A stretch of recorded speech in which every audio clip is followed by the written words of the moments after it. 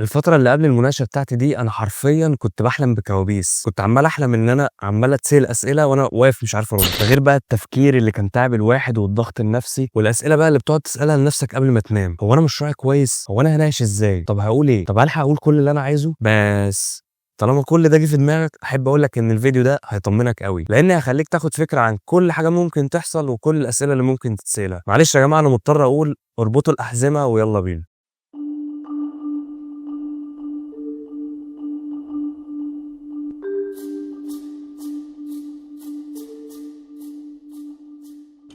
مساء الفل يا شباب، أنا اسمي عيد محمد، والفيديو النهارده هيتكلم عن إزاي تناقش مشروع التخرُّج بتاعك في قسم عمارة، ودي أول حاجة المفروض تعملها أول لمّا تدخل على المناقشة. أول حاجة أنت هتعملها إنك هتعرّف نفسك، بسيطة جدًا، اسمك إيه واسم المشروع بتاعك إيه لو أنت مختار له اسم، والمشروع بتاعك ده عبارة عن إيه، بس طبعًا مش هتقول لهم مساء الفل يعني ده بيني وبينك. أنت هتخش صباح الخير أنا اسمي فلان الفلاني والمشروع بتاعي عبارة عن كذا وبيتكلم عن كذا وأهدافه كذا، لإن لازم يكون المشروع بتاعك ليه هدف، ولو في أي قصة ورا المشروع بتاعك يستحسن إنك تقولها في الجزء ده، اللي هو جزء المقدمة أو الopening بتاعتك. طب أنا ليه قُلت لو، مع إن يستحسن بصراحة يبقى عندك قصة كده بتقولها، أنا مثلًا عملت المشروع ده عشان كذا، اتكلم مثلًا عن المشروع بتاعي، أنا عملته عشان ليّا قصة مع الرياضة، أنا عملت متحف رياضي، مشروع التخرُّج بتاعي كان اسمه ميراث، عبارة عن متحف رياضي، عملته عشان أنا كان عندي قصة مع الرياضة إن أنا كنت باحلم أكون لعيب كورة، بس اكتشفت مؤخرًا يعني لمّا كبرت إن أنا ما كنتش عايز أبقى لعيب كورة، إن أنا كنت عايز أبقى بطل رياضي، بس عشان اللي ظهر قدّامي هم الأبطال بتوع كرة القدم وما عنديش أي فكرة عن الرياضات التانية خالص، فلقيت نفسي عايز أبقى لعيب كورة، مع إن أنا كان ممكن مثلًا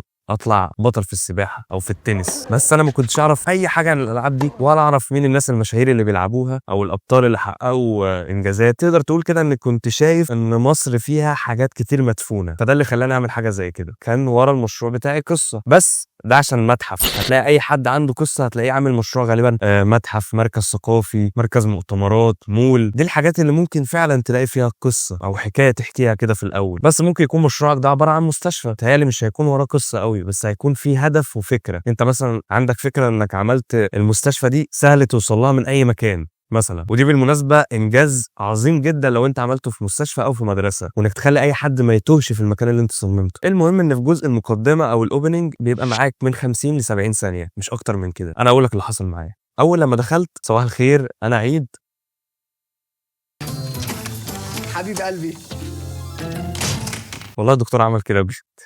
بس ما علينا. طبعًا اتكلمت، عملت زي ما أنا قُلت كده، أنا اسمي كذا، المشروع بتاعي بيتكلم عن كذا، قالوا لي طَب اتفضل معاك 5 دقايق، معاك 5 دقايق تشرح المشروع بتاعك، ما تخافش هم مش هيبقوا 5 دقايق، يعني هم هيقولوا لك 5 دقايق وال5 دقايق دول هيعدّوا عليك في ربع ساعة مثلًا، هم بس بيقولوا كده عشان أنت تلحق تختصر أو تلحق تقول كل اللي عندك، وما تخافش 50 أو 70 ثانية وقت كافي جدًا إن أنت تقول المقدمة بتاعتك، وصدّقني بلاش تطوّل عن كده لإن لسه في حوار تاني. بعد ما خلّصت المقدمة بتاعتك تقدر بقى تتكلم عن المشروع باستفاضة، وأول حاجة تبدأ بيها مكونات المشروع بتاعك إيه. أنا كنت مصمم متحف، فكان عندي هنا مثلًا دي القاعة الرئيسية، وده مسار الحركة اللي بيوصّلني على قاعات العرض، ومسار الحركة في المتحف لازم يكون متصل، بيوصّلك كل القاعات على بعض، ودي الmain hall بتاعتي، وهنا شباك التذاكر، وعندي الجزء ده جزء ثقافي بيتعمل فيه معارض مؤتمرات وكده، وهنا ده جزء خاص بالمؤتمرات، وهنا ده جزء ترفيهي في مطعم وفي كافيتيريا وهكذا. تبدأ تشرح كل أجزاء المشروع بتاعك اللي هي المكونات. طبعًا مش هتتكلم عن كل فراغ بالحنتوفة، لأ إحنا كده مش هنخلص. أنت تتكلم إن أنت عامل الزون دي زون مؤتمرات، الزون دي زون المعارض بتاعتك. هنا إحنا لسه ما اتكلمناش الواحد إزاي هيمشي في المشروع بتاعك، يعني أنت لسه ما اتكلمتش في تفاصيل أكتر. قبل كده بتعمل إيه؟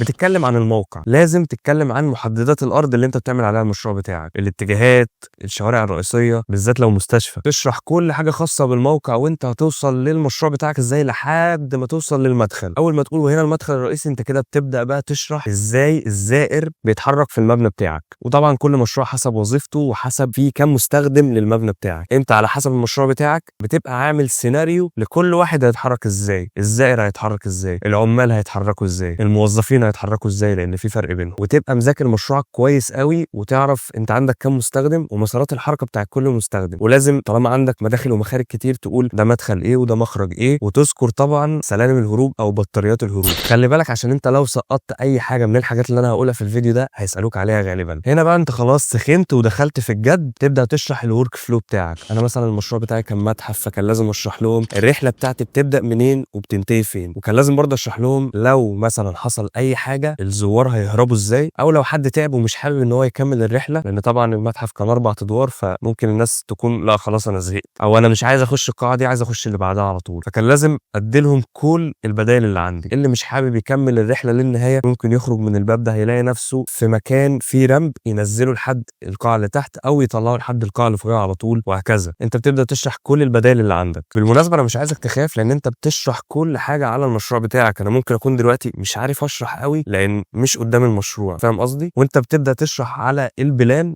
الرئيسي، وتربطه بالسكشن اللي انت عامله. هما بيحبوا الموضوع ده جدا. هو بيحب يقول يعني انا هنا مثلا فين في السكشن، ممكن يسالك السؤال ده، فانت تبقى مركز، تبقى رابط بين البلان اللي انت عامله والسكشن. ويستحسن تبقى عامل اقل حاجه سكشنين. ما تخافوش، ده ممكن يكون اول فيديو انا اتكلمت فيه عن مشروع التخرج، بس مش هيبقى اخر فيديو، الموضوع يطول شرحه. فان شاء الله هنتكلم واحده واحده كده، مثلا بنتعامل مع مشروع التخرج ازاي، ازاي بنجمع البانر بتاعنا، او ايه المكونات اللي بيكون لازم تكون موجوده في المشروع، اللي هو الحاجه اللي انت بتسلمها يعني. المهم ان كده مركزين ان انت لازم تبقى رابط الافقي بالراسي، تبقى عارف وانت بتشرح على البلان ان انت تربطه على طول في السكشن. متفقين؟ حاجه مهمه جدا، لازم تتكلم عن الاستراكشر سيستم اللي انت عامله. خلي بالك عشان الموضوع ده بيودي ناس كتير في داهيه، ولو ما اتكلمتش فيه هم يسالوك، فانت خليك سابقهم بخطوه واتكلم عنه. ونصيحه مني، لو انت عامل مثلا تغطيه مميزه للمشروع بتاعك، تبقى مذاكرها كويس وعارف الاستراكشر بتاعها ازاي. اي حاجه في المشروع بتاعك لازم تبقى انت عارف هي متشاله ازاي. وارجوك ذاكر الاستراكشر سيستم بتاعك كويس جدا. يعني انت ممكن تكون انت عارف انت مستخدم ايه وعامل ايه، بس مش مذاكر الاستراكشر سيستم بتاع المشروع بتاعك كويس. يعني مثلا مش عارف الابعاد بتاعه الكاميرات بتبقى عامله ازاي، ودي حاجه وقعتني وخلتني بدل ما اجيب امتياز اجيب جيد جدا. سالت سؤال في الاستراكشر سيستم وجاوبته غلط، فنقصت 3 درجات، يعني خلوني بدل ما اجيب امتياز جبت جيد جدا. المشروع بتاعي جاب 84%. كده انت يعتبر خلصت كل المهم. هتبدا بقى تتكلم عن الحاجات المميزه اللي انت عاملها، الماتيريالز اللي انت مستخدمها، لو انت عامل حاجه خاصه بالسستينابيلتي، ودي تفاصيل يستحسن تحطها، يعني ما تطنش، عشان الحاجات دي بتفرق قوي في الدرجه. وتكون مستخدم في المشروع بتاعك مصادر طاقه متجدده. طبعا لو مشروعك مثلا اوتيل، فانت مهم جدا توضح لهم ان انت عامل كل الغرف بتاعتك لازم كل الغرف تكون واخده شمال، او كل الغرف تكون باصه على فيو، والاولويه للفيو. ولو عرفت تعمل الاثنين يبقى انت كده برنس. مع الاستعانه بالدكاتره والمعيدين فهتوصل ان شاء الله للحته دي، انك تبقى الغرف بتاعتك واخده شمال وفيو. اكيد انت كده خدت بالك ان احنا غطينا كل الاسئله اللي انت ممكن تتسالها. وبرده خلي بالك في ناس ما بتسالش اصلا، انت مجرد ما تخش وتتكلم عن المشروع بتاعك خلصت خلاص ماشي شكرا اتفضل. في ناس بيحصل معاها كده وبتجيب درجات كويسه. مش معنى ان انت ما تسالتش ان انت مشروعك وحش. اللي بيتسال بيبقى حظه ان هو واقع مع دكتور بيحب يسال كتير وبيحب يتعمق في التفاصيل اللي انت عاملها، بالذات الناس اللي بتبقى عامله تفاصيل كتير قوي. الدكاتره ما بتتخدعش بالموضوع ده. في ناس تقول لك انا لما بعمل حاجات كتير وتفاصيل كتير قوي يعني هلفت انتباههم وهيقولوا المشروع ده حلو قوي. هم ممكن يقولوا المشروع ده حلو قوي بالنسبه للتفاصيل كتير اللي انت حاططها، بس هيكونوا حابين يفهموا التفاصيل اللي انت حاططها دي عباره عن ايه، فيبداوا يسالوه. وبكده نكون خلصنا، بس ندي تلخيص سريع. انت عمال ترغي من الصبح لما صدعتنا.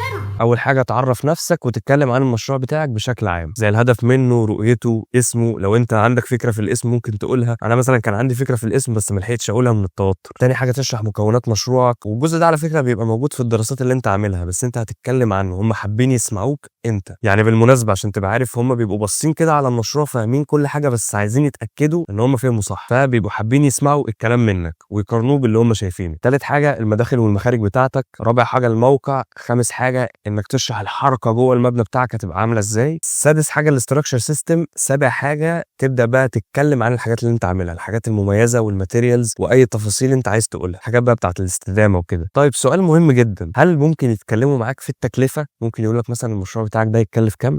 لا، بس احتياطي عشان برضو تبقى عامل حسابك على اي حاجه ممكن تحصل. انا بحاول على قد ما اقدر اديك من احسن سيناريو لاسوأ سيناريو.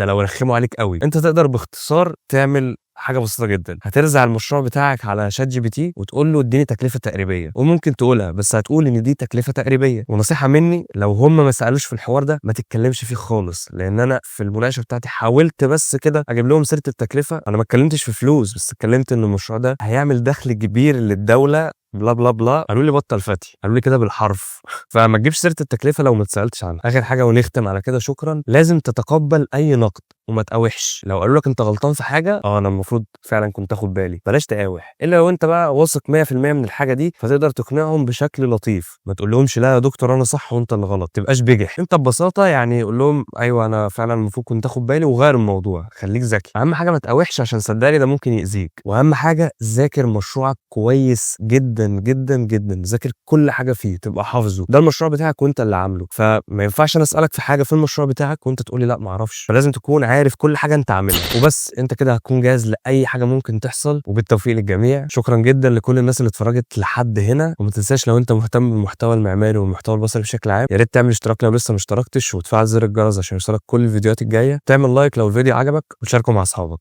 بس كده، شكرا جدا. سلام.